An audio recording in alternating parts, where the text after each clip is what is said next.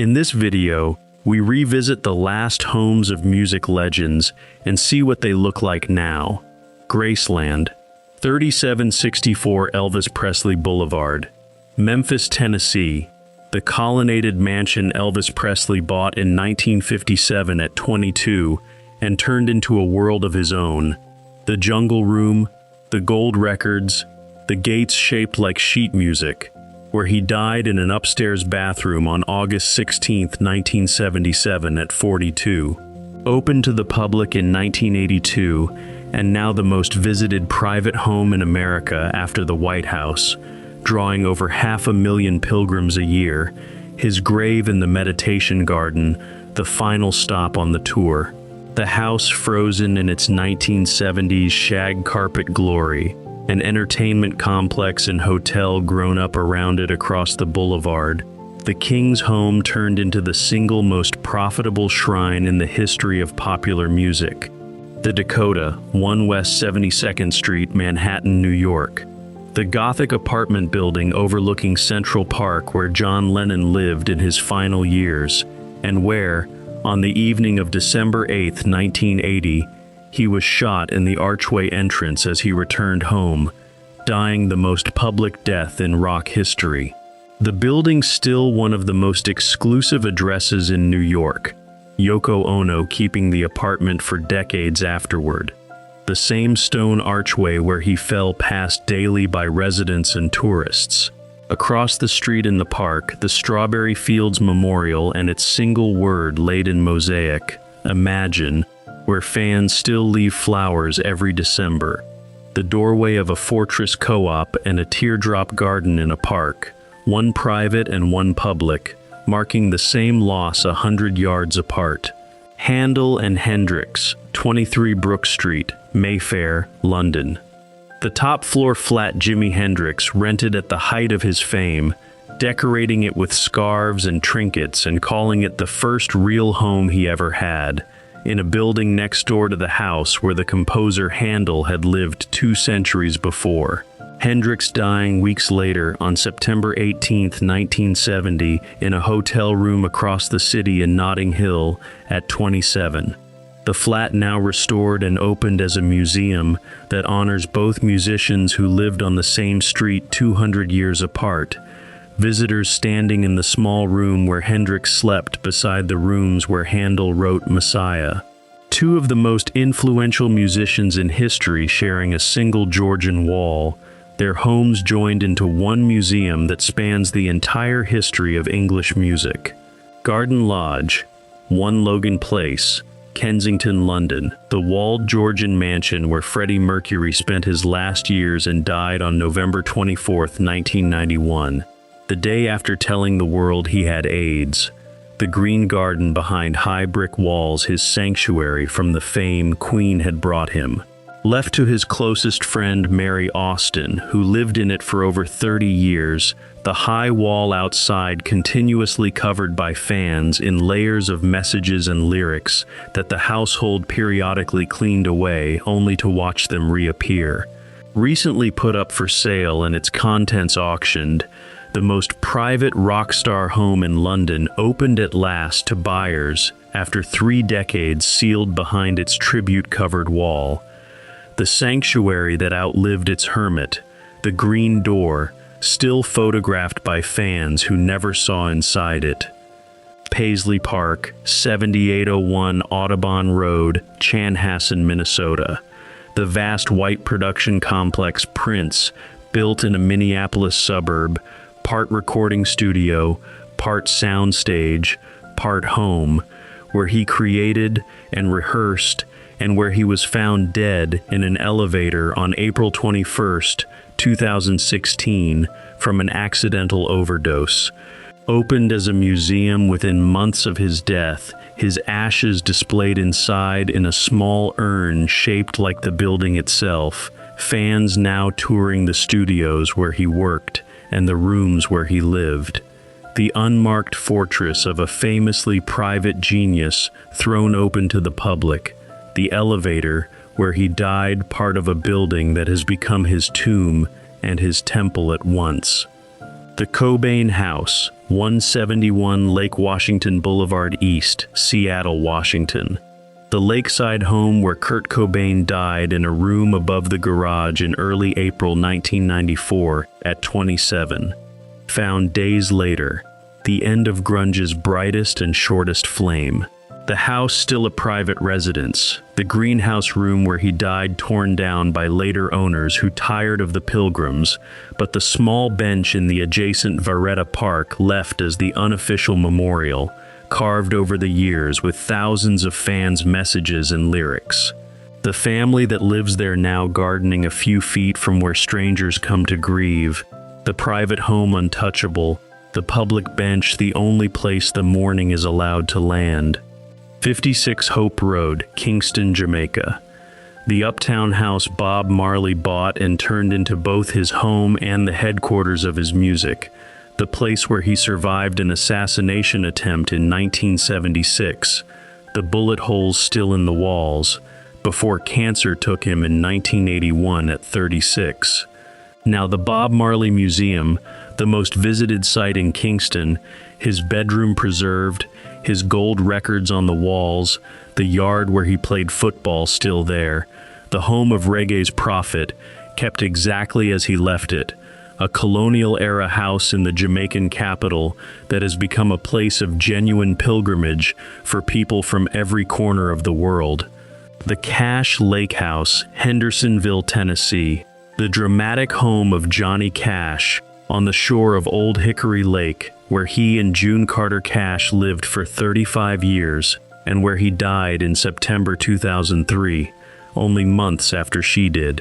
Bought after their deaths by Barry Gibb of the Bee Gees, who intended to restore it, the house catching fire and burning to the ground in April 2007 during the renovation, destroyed by a flammable wood preservative.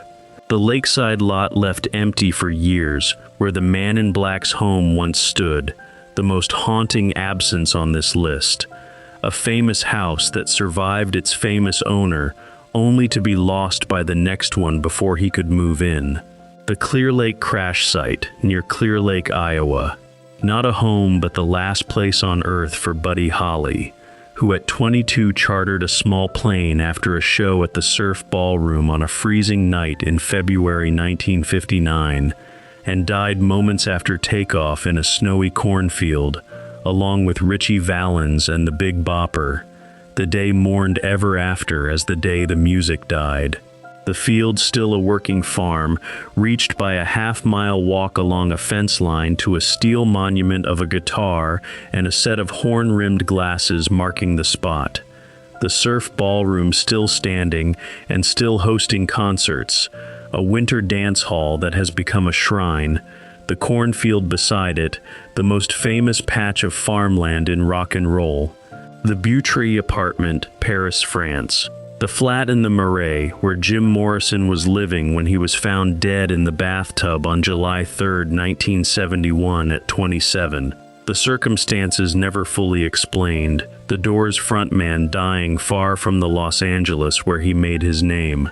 The apartment building still an ordinary Parisian residence, unmarked, but his grave a short distance away in Père Lachaise Cemetery, one of the most visited graves in the world, surrounded by guardrails to manage the crowds.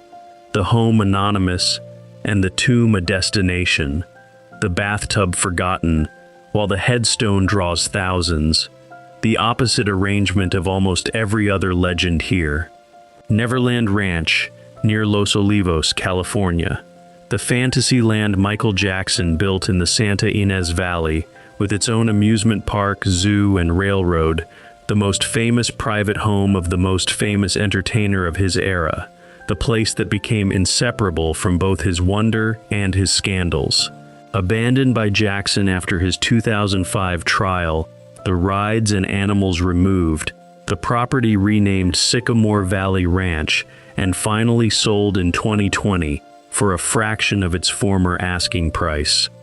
The Valley estate stripped of its carousel and its Ferris wheel, the gates that once read Neverland, now opening onto a quiet luxury ranch, the most elaborate playground a pop star ever built, erased back into ordinary California countryside. The Gramercy Place House, Los Angeles. The family home on South Gramercy Place, where Marvin Gaye was shot and killed by his own father on April 1, 1984, one day before his 45th birthday, during an argument that ended the life of one of soul music's greatest voices. The house later demolished entirely, the lot redeveloped, nothing left to mark where the Prince of Motown died at the hands of the man who raised him. The most tragic address in soul music wiped from the street, a new structure standing where the violence happened, the absence so complete that passers-by have no way of knowing. 30 Camden Square, Camden, London. The townhouse where Amy Winehouse died on July 23, 2011 at 27. The brilliant and troubled singer found in her bedroom, the latest member of the grim club of musicians lost at that age. The house still a private home on a quiet square, but a short walk away in the Camden market she loved. A bronze statue of her stands among the stalls, fans leaving flowers and cigarettes at its feet. The home left in peace, and the statue absorbing the grief. Camden keeping its daughter close in the neighborhood that made her. The singer memorialized a few streets from where she lived and died.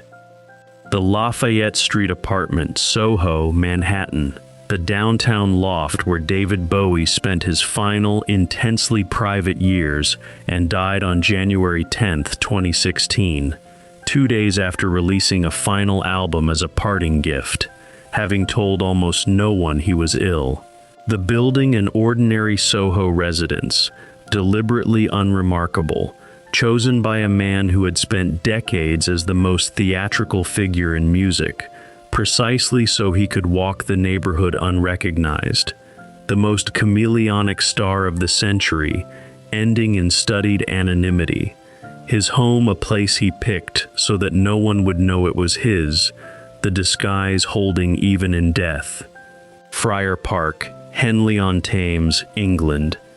The enormous Victorian neo-Gothic mansion with over 100 rooms and elaborate gardens that George Harrison bought in 1970 and spent the rest of his life restoring. The home pictured on his solo records, where he survived a near-fatal knife attack by an intruder in 1999 before cancer took him in 2001. Still owned and lived in by his widow Olivia, the gardens he rebuilt by hand still tended, the estate remaining the private family home it was, rather than a museum. The quiet Beatles' labyrinth of towers and caves and lakes kept exactly as he loved it. The one great rock star mansion on this list that simply stayed a home. Corpus Christi, Texas, and the memory of Selena.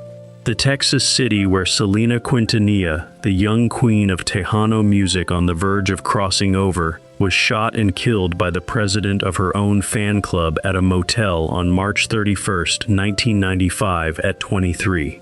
The family compound and recording studio still in the city, and on the bayfront the Mirador de la Flor, a memorial overlook with a life-size bronze statue of her gazing out at the water, where fans gather every year on her birthday and the anniversary of her death.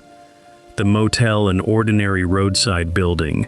The grief moved to the seawall, a whole city keeping vigil for a star whose fame only fully arrived after she was gone. The Las Vegas intersection, Flamingo Road and Covell Lane, Nevada. Not a home, but the brightly lit crossroads just off the Strip, where Tupac Shakur was shot in a car on the night of September 7, 1996, dying days later at 25, one of the defining losses of hip-hop. The intersection still there, busy with traffic and lined with hotels, utterly unmarked, tourists waiting at the same red light where one of rap's greatest voices was hit. The most analyzed murder in music history happening at a corner so ordinary that millions pass through it every year with no idea, the absence of any marker, its own kind of statement. Wilshire Boulevard and Fairfax Avenue, Los Angeles. The corner outside the Peterson Automotive Museum, where the notorious B.I.G. was shot and killed in his vehicle on March 9, 1997, at 24, 6 months after Tupac, the two deaths bookending the darkest chapter of the genre. The intersection, one of the busiest in Los Angeles, the museum since rebuilt with a dramatic red and steel exterior, the crossing carrying tens of thousands of cars a day past the spot, unmarked. Two of hip-hop's titans killed at street corners on opposite ends of the same desert, both crossings still anonymous, the music that came from their lives louder than anything that marks their deaths. The powder blue Cadillac of Hank Williams, Oak Hill, West Virginia. Not a building but a car, the back seat of the Cadillac where Hank Williams, the founding voice of modern country music, was found dead in the early hours of New Year's Day 1953 at 29, being driven through the night to a show he would never reach. The car itself preserved and displayed at a museum in Montgomery, Alabama, the very vehicle in which he died kept polished behind glass, the most famous automobile in country music. The home that killed him was a moving one, the last place he lived a back seat on a winter highway, now a relic that fans file past in a museum hundreds of miles away. The Hacienda Motel, South Figueroa Street, Los Angeles. The cheap motel where Sam Cooke, the smooth genius who invented soul and wrote A Change Is Gonna Come, was shot and killed by the manager under disputed circumstances on December 11, 1964, at 33, a death that has never been fully resolved. The motel changed hands and names over the decades, an ordinary low-slung building on a hard stretch of South Los Angeles, nothing marking what happened there. One of the most important voices in American music dying in a roadside motel that simply absorbed the event and moved on. The mystery of that night fading into a building most people drive past without a thought. Twin Palms, 1148 East Alejo Road, Palm Springs, California. The sleek desert estate Frank Sinatra built in 1947 at the dawn of his stardom, with its piano-shaped swimming pool and its walls of glass, the first of his Palm Springs homes, and the heart of the Rat Pack era of the desert. Sinatra dying in Los Angeles in 1998, the house preserved as a mid-century landmark now available for tours and as a vacation rental, guests swimming in the piano-shaped pool where he once held court. The home where the chairman of the board defined desert cool kept immaculate, rentable by the night, the most glamorous bachelor pad of the 20th century, open to anyone who can afford a stay. The Riverfront Towers, Detroit, Michigan, the high-rise apartment overlooking the Detroit River where Aretha Franklin, the Queen of Soul, spent her final years and died on August 16, 2018, by coincidence the same calendar date as Elvis 4 decades earlier. The towers, an ordinary luxury residence on the river she had returned to, the city she was raised in claiming her as its own, her funeral a days-long celebration that drew the world to Detroit, the most powerful voice in American music ending quietly in a riverfront apartment in the city that made her, the building, unremarkable, the grief that poured out of it anything but. Beach Island, South Carolina, the country property where James Brown, the godfather of soul and the hardest-working man in show business, lived for decades and from which he ran his restless empire until his death on Christmas Day 2006. The estate near the Georgia line, a statue of him erected across the river in Augusta, the city he claimed, where fans gather. The man who reinvented rhythm itself, living out his life on a quiet southern property, the home of the most electrifying performer of his age, tucked into the rural Carolina landscape, far from the stages he set on fire. Goring-on-Thames, Oxfordshire, England. The riverside village home where George Michael, one of the best-selling artists in British history, died on Christmas Day 2016 at 53, found peacefully in bed, the second pop legend to die that same Christmas after the year that had already taken Bowie and Prince. The house, a handsome property on the Thames, fans gathering at its gates and at his London home to leave flowers, the village briefly the center of global mourning before returning to its quiet. The voice behind a generation of pop anthems ending in an English riverside town, the home he chose for its privacy becoming, for a few weeks, one of the most visited gates in the country, Berry Park near Wentzville, Missouri. The rural estate where Chuck Berry, the man who more than anyone invented the vocabulary of rock and roll guitar, lived and died in March 2017 at 90, having outlived nearly everyone he influenced. The property he had owned since the 1950s, once home to a small amusement park he ran, the surrounding St. Louis area marking him with a statue in the Del Mar Loop where he played countless shows. The founding father of rock and roll, who taught the Beatles and the Stones their language, ending his very long life on a Missouri farm, the home of the genre's architect, a quiet stretch of Midwestern countryside. The Yellow House in the lower Ninth Ward, New Orleans, Louisiana. The modest home where Fats Domino, the gentle giant of New Orleans rock and roll who sold more records than almost anyone of his era, refused to leave his beloved neighborhood, and where he was trapped by the floodwaters of Hurricane Katrina in 2005, rumored dead before he was rescued by boat.